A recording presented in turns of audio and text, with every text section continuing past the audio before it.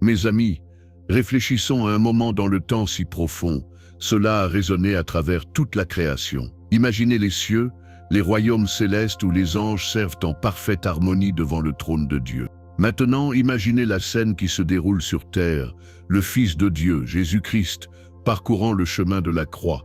La question qui résonne à travers les âges, qui suscite l'âme et enflamme notre foi, est la suivante: qu'a fait les anges lorsqu'ils ont été témoins du Messie, de leur roi, l'incarnation même de l'amour de Dieu, approchant de son dernier souffle? Y avait-il une célébration? Y avait-il du désespoir? La Bible offre un aperçu de cet incroyable mystère, révélant un silence qui en dit long sur la profondeur du plan de Dieu et le coût de notre salut. Nous devons comprendre ce moment pour vraiment saisir l'ampleur du sacrifice fait par Jésus-Christ pour nous. Normalement, les cieux résonnent avec des éloges perpétuels, une symphonie de culte destinée au Dieu Tout-Puissant. Les hôtes célestes, dynamiques de lumière et de puissance, sont toujours prêts à exécuter ses commandes, chacun de leurs mouvements, le reflet de la volonté divine.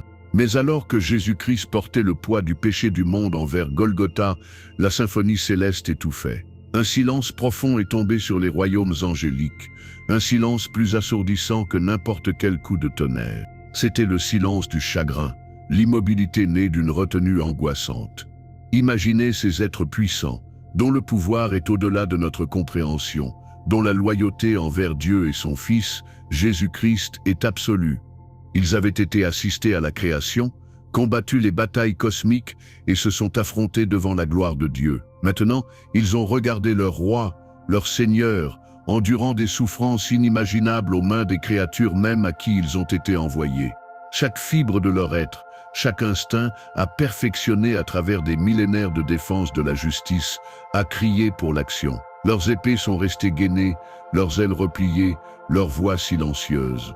Ce silence n'était pas une observation passive, c'était l'obéissance active à un plan divin qu'ils ne comprenaient pas entièrement, mais acceptaient avec une foi inébranlable. La Bible nous donne un aperçu, des notes d'activité céleste, mais ce moment est décrit avec un manque unique de fanfare. Il en dit long sur la nature du sacrifice de Dieu, il devait être le Fils et il a dû être reçu par l'humanité par la foi, non imposé ou empêché par la puissance céleste. Considérez Michaïl, l'archange, le commandant des armées de Dieu. Son nom même signifie « qui est comme Dieu », reflétant son dévouement féroce au divin. Il avait jeté Satan du ciel, dirigé des légions dans la guerre cosmique et se tenait comme un protecteur du peuple de Dieu. Toute son existence était dédiée à la défense de l'honneur et de la personne de Dieu et de son Messie. Pourtant, en cette heure la plus critique, alors que Jésus-Christ, son roi bien-aimé, se moquait, battu et conduisait à la crucifixion, Michaïl a été retenu. Pouvez-vous comprendre la douleur de cette retenue? Le guerrier qui a vécu à défendre, contraint de regarder le Fils de Dieu innocent souffrir jusqu'à la mort. Son chagrin, partagé par les innombrables anges qui adoraient Jésus-Christ, devait être immense. Leur douleur n'était pas seulement de l'empathie. C'était le chagrin cosmique de voir la pureté gâchée par le péché, la lumière atténuée par l'obscurité et la vie soumise à la mort, tout en tant que partie du plan complexe et redoutable de Dieu pour la rédemption. La Bible nous dit qu'il souhaite examiner ces choses, faisant allusion au mystère même qu'il ne comprenait pas pleinement. Le silence n'était pas un manque de préoccupation, mais l'acte ultime de soumission à la volonté souveraine de Dieu. C'était un témoignage de l'autorité absolue du plan de salut de Dieu par Jésus-Christ. Leur foi a été testée dans ce silence, tout comme notre foi est testée dans les moments calmes et difficiles de la vie où Dieu semble distant. Ils faisaient confiance à la sagesse de Dieu, sachant que cette souffrance, ce sacrifice de Jésus-Christ, était nécessaire à un dessein bien plus grand que leur désir immédiat d'intervenir et d'arrêter la douleur. Ils ont vu, peut-être faiblement au début, le déploiement de la justice et de la miséricorde de Dieu entrelacés sur la croix. C'était une scène qui a redéfini la réalité cosmique, observée par des êtres qui n'avaient jamais connu de souffrance, partageant maintenant le profond tristesse de la création de Dieu. Pourquoi le silence du ciel? Pourquoi la retenue sur Michaïl et les légions des anges? Parce que l'orchestrateur de ce drame cosmique était Dieu le Père lui-même. Ce n'était pas une indifférence ou une incapacité à agir, c'était l'allocation délibérée et douloureuse de la souffrance de son Fils bien-aimé dans un but qui a transcendé la compréhension angélique et même la compréhension humaine jusqu'à ce qu'elle soit révélée à travers la Bible. Dieu le Père n'a pas simplement aidé, laissé et de ça arriver. Il le vient ordonner, aider et de. Il a autorisé la cruauté, la moquerie, l'agonie, car il savait que ce sacrifice inégalé était le seul moyen de concilier un monde déchu à lui-même. Pensez à la profondeur de l'amour nécessaire pour qu'un père abandonne volontiers son fils à un tel tourment. Il défie notre compréhension humaine limitée de la parentalité et de la protection. Mais l'amour de Dieu n'est pas simplement protecteur, c'est rédempteur. Il a vu l'humanité piégée dans le péché, séparée de sa présence, face à des conséquences éternelles. Sa justice a exigé un prix, un sacrifice parfait pour les gens imparfaits. Jésus-Christ, le Fils de Dieu sans péché, était le seul capable de payer ce prix infini. La souffrance de Jésus-Christ sur la croix était l'échange nécessaire. Sa vie pour la nôtre, sa pureté pour notre péché, sa perfection pour notre imperfection. Ce n'était pas un accident cosmique ou un plan B, c'était le plan de Dieu avant la fondation du monde, laissé entendre tout au long de l'Ancien Testament et clairement révélé dans la Bible du Nouveau Testament. Chaque bande sur son dos, chaque épine perçant son front, chaque clou dans ses mains et ses pieds, chaque bouffée d'agonie, tout a été enduré dans un but. Ce but était vous, et moi, et tous ceux qui placeraient leur foi en lui. Cette souffrance a été la manifestation physique de la suppression du poids du péché du monde, la séparation spirituelle de Dieu le Père alors qu'il est devenu péché pour nous, 2 Corinthiens 5:20. Ce fut une transaction profonde et horrible qui nécessitait un immense amour de la part du Père qui l'a envoyé, ainsi que le Fils qui est allé volontiers. Notre foi est construite sur cette fondation, que l'amour de Dieu est si vaste, sa justice si absolue, et sa miséricorde si profonde, qu'il lui rendrait cette voie à travers la souffrance et la mort de Jésus-Christ. Le but de sa souffrance n'était donc pas une douleur arbitraire, c'était l'acte de l'expiation, le pontage du gouffre entre un Dieu saint et l'humanité pécheresse. Il satisfait les exigences justes de Dieu, tout en démontrant simultanément l'étendue illimitée de son amour. C'est l'événement central autour duquel tourne toute l'histoire humaine et le plan rédempteur de Dieu. Sans la croix, il n'y a pas de salut, pas de pardon des péchés, pas d'espoir de vie éternelle avec Dieu. La souffrance était les moyens, la réconciliation et le salut étaient la fin. Il a fallu une foi incompréhensible de Jésus-Christ pour la supporter, faisant confiance au plan du Père même face à une telle obscurité et à une telle douleur. Et cela nécessite la foi de notre part d'accepter le don du salut offert par cette souffrance. La Bible nous appelle à regarder vers la croix, à comprendre la profondeur de l'amour de Dieu s'y affiché. C'est un amour qui a permis l'inimaginable, connaissant le résultat glorieux. Mais avant ce résultat glorieux, il y avait le chemin de l'humiliation ultime. Imaginez la scène à Jérusalem, pas l'entrée triomphale du dimanche des rameaux, mais la marche lente et tortueuse de Golgotha. Après la trahison, l'arrestation, les épreuves illégales, les événements ont prédit dans la Bible, Jésus-Christ a été soumis à une violence physique et émotionnelle indicible.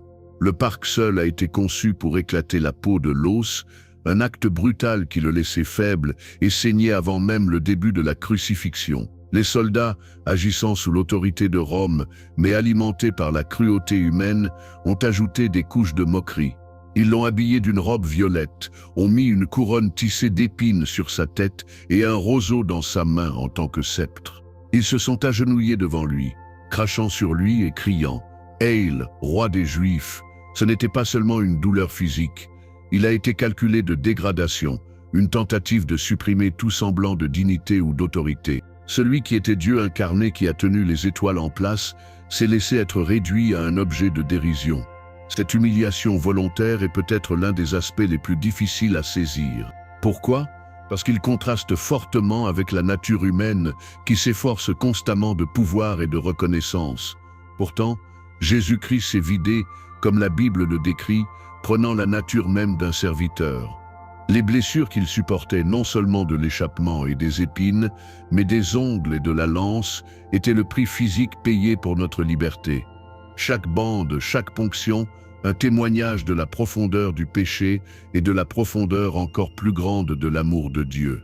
Alors qu'il transportait la lourde croix dans les rues, trébuchant sous son poids, la foule a continué leurs railleries et leurs insultes. Les personnes même qu'il avait guéries enseignaient et montraient la compassion à se joindre souvent aux airs. Cette honte publique faisait partie de l'épreuve, accomplissant des prophéties anciennes sur le serviteur souffrant. Imaginez la lutte interne, l'immense pression, l'agonie physique, le poids spirituel du péché du monde pressant. Il a fallu un niveau de foi divin pour que Jésus-Christ continue, faisant confiance au plan du Père, malgré l'agonie. Sa nature humaine a dû crier, mais sa volonté divine est restée alignée sur le dessein de Dieu. Au milieu de cette souffrance et de l'humiliation écrasante, cependant, la Bible nous donne également un aperçu de son incroyable compassion. Même en étant cloué sur la croix, ses paroles étaient « Père, pardonne-leur, car ils ne savent pas ce qu'ils font ». Luc 23, 34. Pensez-y. Au milieu de sa pire douleur, tout en endurant l'acte ultime d'injustice, il ne s'est pas concentré sur sa propre souffrance, mais sur l'état spirituel de ses bourreaux. C'est le cœur de Dieu démontré en Jésus-Christ. Considérez les femmes qui ont pleuré en passant. Malgré sa propre agonie, il s'est tourné vers eux, les avertissant du jugement de venir à Jérusalem, montrant une inquiétude non pas pour son propre sort, mais pour leur avenir. Ce n'était pas une divinité éloignée et insouciante, c'était Dieu qui marchait parmi nous, éprouvant tout le spectre de la douleur humaine et de la cruauté, mais répondant avec l'amour divin et la compassion. Ce regard dans ses yeux alors qu'il était accroché à la croix, si nous le voyions, aurait été une profonde tristesse pour le péché qui nécessitait un tel sacrifice, mais aussi une compassion infinie pour l'humanité perdue qu'il mourait d'envie d'économiser. C'est un regard qui perce l'âme, révélant le véritable coût du péché et la grâce incommensurable de Dieu. Notre foi est attirée par ce regard, cette démonstration de l'amour qui transcende la compréhension. Cela nous rappelle que même dans nos moments les plus sombres, lorsque nous nous sentons les plus brisés ou humiliés par nos propres échecs, le regard de Jésus-Christ sur nous est celui de la compassion et de l'acceptation inébranlable, offert librement à cause de ce qu'il a enduré. La Bible est pleine de contes démontrant cette qualité divine, mais il n'est jamais affiché plus vivement que sur la croix. Il nous met au défi d'étendre cette même compassion aux autres, même ceux qui nous ont blessés, reflétant le caractère de Dieu. Cette souffrance ne pouvait pas payer une pénalité. Il s'agissait de révéler la nature même de Dieu, une nature définie par la justice et miséricorde, sainteté et compassion. Il a montré que l'humanité, la réalité terrifiante du péché et l'espoir glorieux du pardon offert par Jésus-Christ. Cela nous oblige à placer notre foi non pas dans nos propres efforts, mais entièrement dans son travail fini. Alors que l'humanité était aux prises avec les implications profondes de ce sacrifice, l'agonie physique, la profondeur émotionnelle, il y avait un autre royaume qui vivait cet événement d'une manière radicalement différente. Le royaume invisible, le domaine des forces démoniaques. De leur point de vue, la croix n'était pas un sacrifice, c'était une conquête. Ils ont regardé Jésus-Christ être cloué sur ce bois, vu la vie s'échapper, entendu le cri final, et ils ont célébré. Imaginez l'obscurité spirituelle qui éclate dans un triomphe torsadé et malveillant. Ils pensaient qu'ils avaient gagné. Ils croyaient avoir finalement éteint la lumière, réduit au silence la voix de la vérité, battu le Fils de Dieu qui avait démantelé leur royaume pièce par pièce, guérissant les malades qu'ils ont affligés, en jetant les démons qu'ils contrôlaient, parlant avec une autorité qui les terrifiait. De leur point de vue limité et terrestre, voir la mort physique de Jésus a été la victoire ultime. Il est parti. Nous l'avons eu. Ça a dû être le murmure sombre, faisant écho à travers les royaumes spirituels qu'ils occupaient. Ils ont vu l'humiliation, la souffrance, la défaite apparente, et ils étaient extatiques. Leur foi telle qu'elle était en leur propre pouvoir de corrompre, de détruire, de mentir, et à ce moment-là, ils pensaient que leur pouvoir avait finalement surmonté le plan de Dieu. Mais ils étaient profondément, cosmiques faux. Leur célébration était enracinée dans leur incapacité fondamentale à saisir la nature de Dieu et le véritable but de la mission de Jésus-Christ. Ce qu'ils ont vu comme la fin n'était que l'étape essentielle et charnière dans la stratégie ultime de Dieu pour la réduction de leurs pertes et de leur rédemption de l'humanité. La croix n'était pas seulement un instrument d'exécution. C'était le piège le plus dévastateur jamais défini pour les forces de l'obscurité. En incitant l'humanité par la manipulation et la tentation à tuer le Fils sans péché de Dieu, ils sont entrés directement dans la justice parfaite de Dieu. Vous voyez, les démons avaient une certaine position légale dans l'accusation de l'humanité pécheresse devant Dieu, basée sur la loi divine et la justice. L'humanité était sous la peine du péché et ils étaient les accusateurs. Mais Jésus n'avait aucun péché. Il était l'agneau parfait. Lorsque les pouvoirs de l'obscurité ont orchestré sa mort, ils n'ont pas simplement commis un meurtre, ils ont commis une trahison cosmique contre l'innocence absolue. Cet acte n'a pas consolidé leur pouvoir, cela les a désarmés. La Bible parle de Jésus désarmant les principautés et les pouvoirs sur la croix en faisant un spectacle public. Leur victoire perçue a déclenché leur propre défaite. En tuant l'homme parfait et sans péché, ils ont épuisé leur droit d'accuser. La croix ne les a pas responsabilisés. C'était la plateforme où leur pouvoir était de manière décisive. Le paiement du péché a été effectué. Oui, mais dans cet acte, celui qui a tenu le pouvoir de la mort, qui est le diable, a lui-même été vaincu. Leur célébration était à courte vue, basée sur un malentendu profond de l'économie divine et de la profondeur de l'amour et de la justice de Dieu travaillant en tandem. Ceci est au cœur de notre foi. L'instrument même de la défaite perçue est devenu le moyen d'une victoire ultime sur le mal par Jésus-Christ. La Bible nous enseigne que c'était le plan de Dieu depuis le début, une sagesse cachée aux dirigeants de cet âge, car s'ils l'avaient su, ils n'auraient pas crucifié le Seigneur de la gloire. Leur ignorance, motivée par la méchanceté, était la clé même qui a déverrouillé leurs chaînes sur l'humanité et a fixé des chaînes sur elles-mêmes. Ils démontrent la manière incroyable, souvent paradoxale, que Dieu travaille, tournant la plus grande arme de l'ennemi contre eux. Notre foi repose sur cette réalité que la croix n'était pas la fin de l'histoire, mais le puissant tournant, et alors que nous réfléchissons à cette profonde réalité théologique, ramenons-le sur la route poussiéreuse à Golgotha, imaginez la scène. Jésus, battu, fouillé, complètement épuisé, porte le poids de cette croix lourde. Ce n'était pas seulement le poids physique, c'était le poids du péché de l'humanité, le poids de cette bataille cosmique se manifestait dans sa chair souffrant. Les soldats, indifférents, peut-être agacés par le retard causé par ces étapes vacillantes. La foule, certaines moqueuses, certaines pleurant, certaines simplement en regardant, détachées. C'est une scène de brutalité brute et d'immense souffrance. Et puis, au milieu de cette obscurité, la Bible enregistre un moment spécifique d'intervention inattendue. Ils obligent un homme, Simon de Cyrène, qui venait du pays, pour porter la croix pour Jésus. Ce n'était pas un acte de compassion initié par Simon. Il a été forcé le travail par les soldats romains. Il était probablement juste un spectateur, un fermier ou un voyageur, dont le chemin se recoute avec le moment le plus pivot de l'histoire de la manière la plus viscérale. Imaginez sa confusion, sa réticence, peut-être même le ressentiment d'être poussé dans cette terrible procession. Il n'a pas fait du bénévolat, il a été repêché dans le transport de l'instrument d'exécution d'un homme condamné.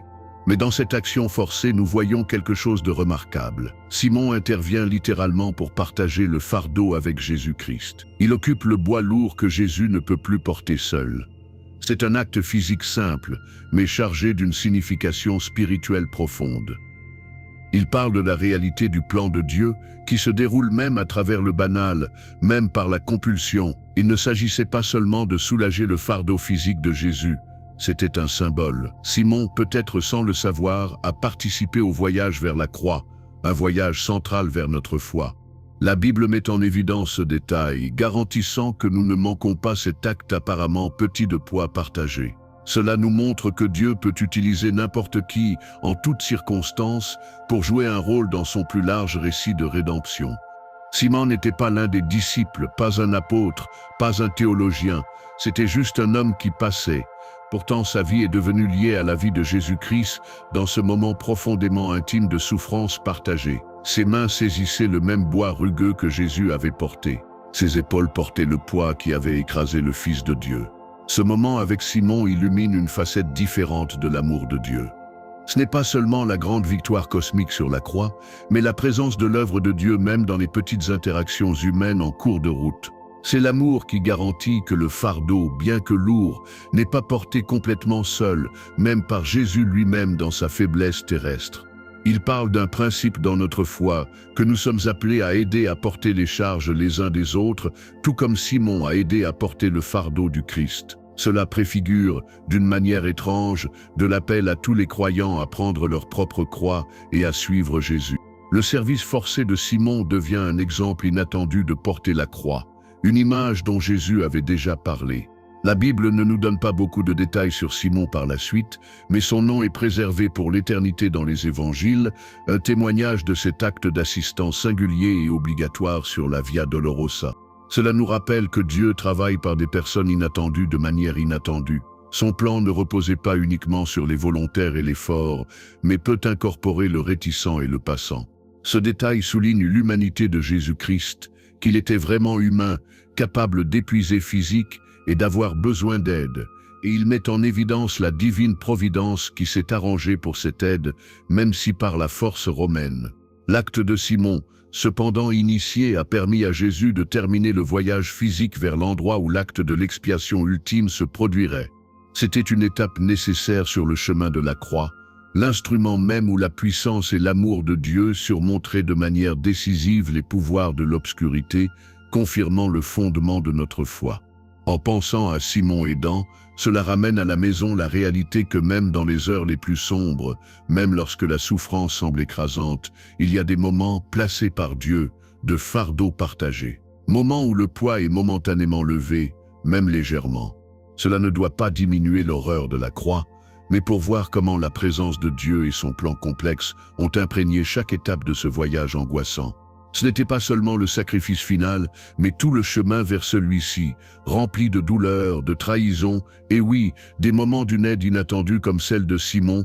Cela nous rappelle que le timing et les méthodes de Dieu ne sont pas toujours ce que nous attendons, mais son but prévaut. Le rôle de Simon, aussi petit ou forcé, faisait partie de la chorégraphie divine menant à l'apogée de l'histoire du salut, renforçant la profonde vérité de notre foi que Dieu est souverain même sur la contrainte humaine et la puissance romaine. Alors que Jésus-Christ continuait son voyage ardu, approchant de la colline de Golgotha, la scène serait devenue de plus en plus sombre. Le bruit de la foule, un mélange de moquerie, de curiosité morbide et peut-être d'une véritable douleur aurait été omniprésente. L'épuisement physique a dû être profond, malgré l'aide de Simon. Mais au-delà du bilan physique et de l'environnement hostile, imaginez le fardeau émotionnel et spirituel que Jésus a porté. Il ne marchait pas seulement vers une mort physique, il marchait vers la confrontation ultime avec le péché lui-même, le poids de la rébellion du monde contre Dieu sur ses épaules. Cet acte profond d'amour et de sacrifice est le fondement même de notre foi. Au milieu de la foule de gens, beaucoup de spectateurs, d'autres activement hostiles, il y en avait quelques-uns qui ont suivi avec des cœurs brisés mais fermement.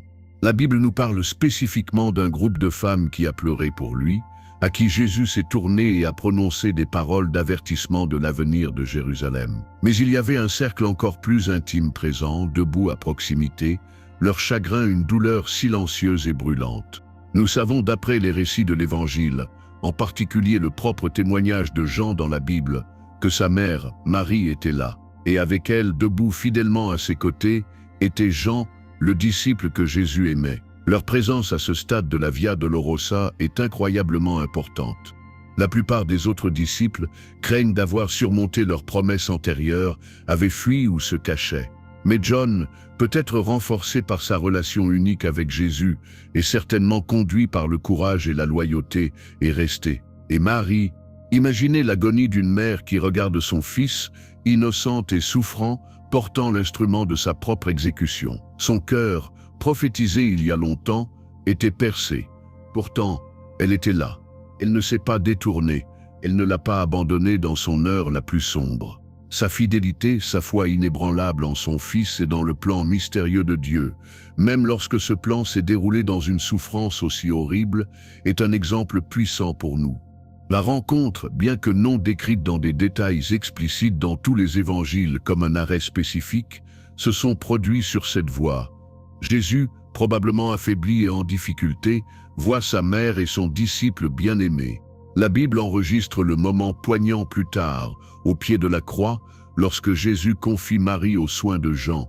Mais leur présence ensemble sur le chemin menant à la croix souligne la profondeur de leur lien avec Jésus-Christ et leur foi profonde.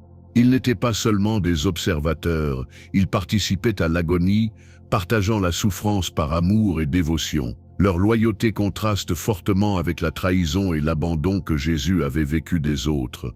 Ils mettent en évidence le pouvoir durable de l'amour et de la foi même face à un désespoir écrasant.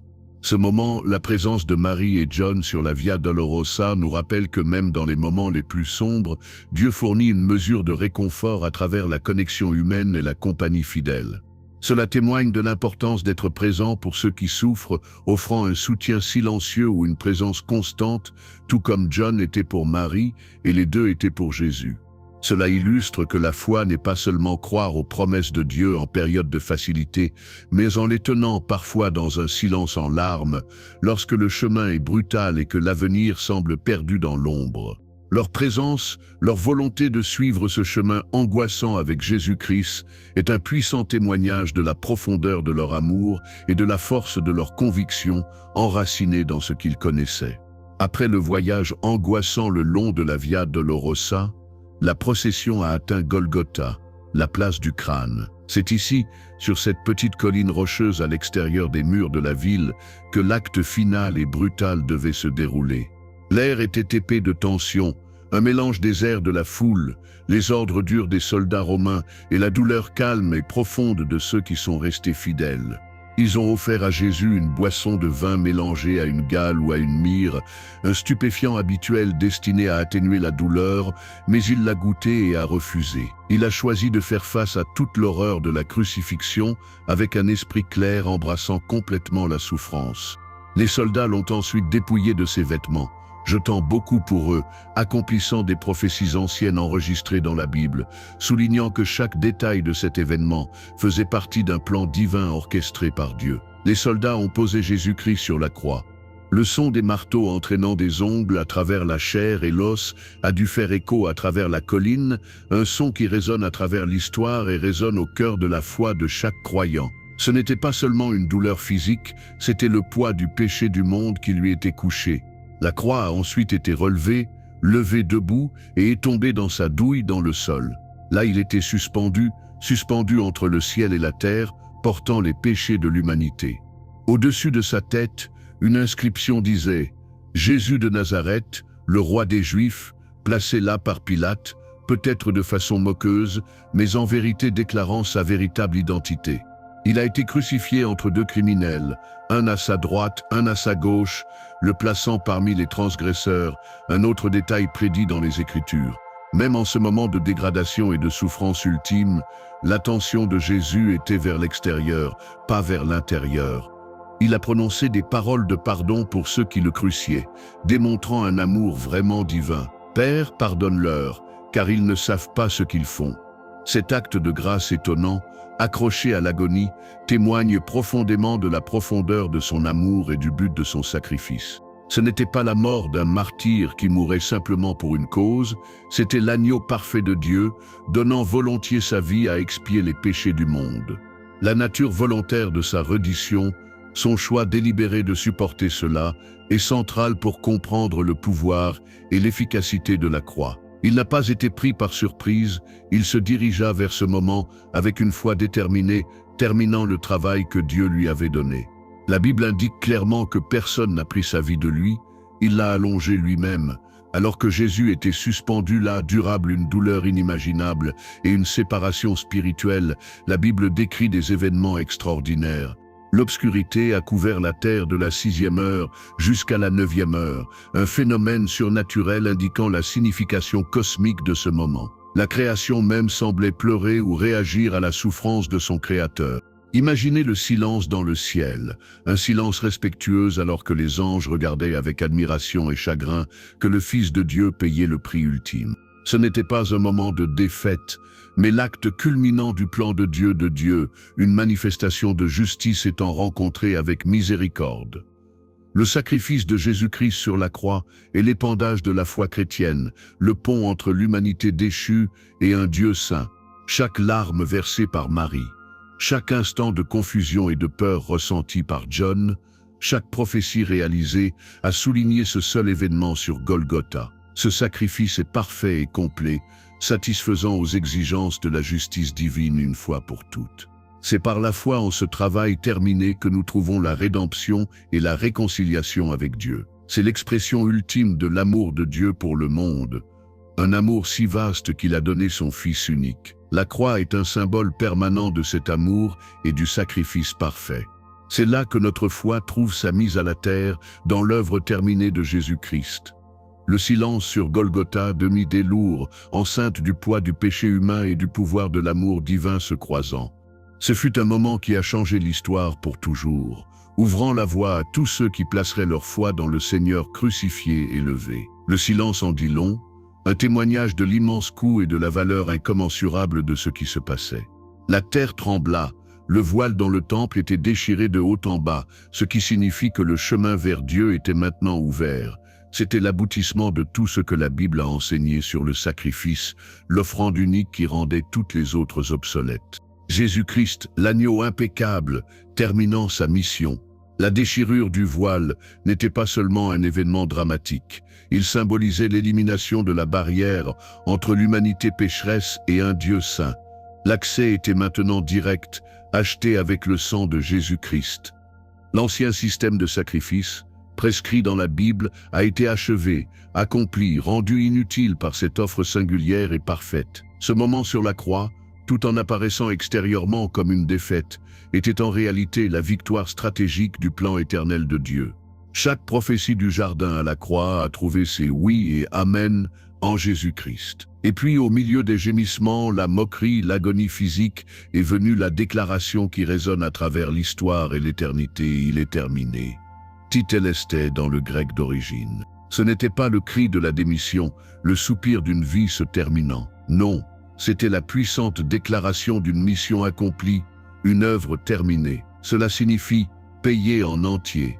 Chaque dette due par l'humanité à la justice divine, chaque péché qui nous séparait de Dieu, chaque exigence de la loi que nous n'avons pas rencontrée, tout était couverte par le sacrifice de Jésus-Christ. Le poids du péché du monde reposait sur ses épaules, et avec cette déclaration, il a annoncé que le prix avait été payé, l'alliance scellée dans son sang. C'est le fondement de notre foi, l'œuvre terminée de Jésus-Christ et ce qui nous accorde la réconciliation avec Dieu.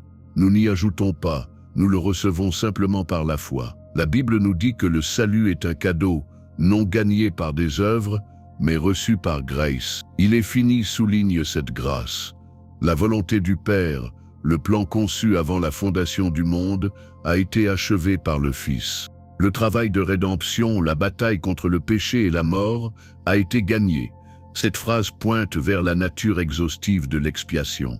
Rien de plus n'était nécessaire, rien ne pouvait être ajouté. Les exigences de la loi juste de Dieu ont été remplies. La puissance du péché a été brisée et le chemin de la relation avec Dieu a été ouvert. Pour ceux qui placent leur foi en Jésus-Christ, il est fini signifie que notre passé est pardonné, notre présent est sûr dans sa grâce et notre avenir est garanti en sa présence. C'est un message d'incroyable liberté et espoir, directement des lèvres de notre Sauveur dans ses derniers instants sur la croix. Il ne s'agissait pas seulement de durcir la souffrance, il s'agissait d'accomplir la rédemption. Il s'agissait de remplir le but entier pour lequel Jésus-Christ est venu sur terre. Pensez aux implications pour notre vie quotidienne. Si l'œuvre est terminée, qu'est-ce que cela signifie pour notre effort, notre culpabilité, nos tentatives de gagner la faveur de Dieu? Cela signifie que nous pouvons nous reposer dans son travail achevé, construire nos vies sur le fondement solide de ce que Jésus-Christ a déjà fait, pas sur ce que nous essayons de faire. Cette vérité transforme notre compréhension de la grâce, du pardon et de notre relation avec Dieu. Il nous appelle à vivre une vie d'amour réactif et d'obéissance, coulant V2 V2 ce travail fini, et non V2 vers V2 le gagner. Et aux côtés de cette déclaration d'achèvement cosmique, nous trouvons un autre mot, tout aussi profond, parlez plutôt de la croix, Père, pardonne-leur, car ils ne savent pas ce qu'ils font. Cela révèle le cœur de Jésus-Christ, l'essence même du caractère de Dieu, même face à la souffrance et à la trahison inimaginable. Ce n'était pas un plaidoyer pour la vengeance personnelle, mais une prière pour ceux qui causaient activement sa mort. C'est la miséricorde sans limite de Dieu exposée. Cet acte de pardon, offert au milieu de l'agonie, est une incarnation vivante de la grâce que Jésus-Christ assurait à travers son sacrifice. Il démontre que la croix n'était pas seulement une transaction pour le péché, c'était un acte d'amour pour le pécheur.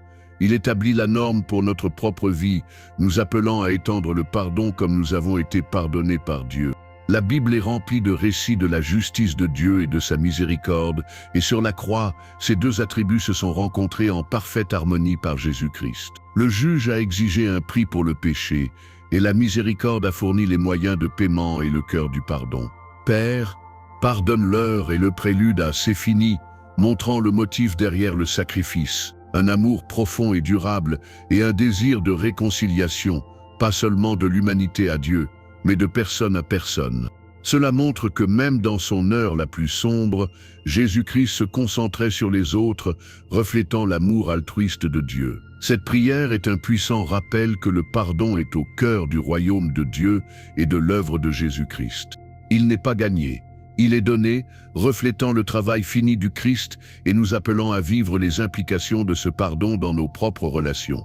Il souligne que le plan du salut ne concernait pas simplement les transactions juridiques, mais sur la restauration des relations brisées entre l'humanité et Dieu et entre l'humanité elle-même.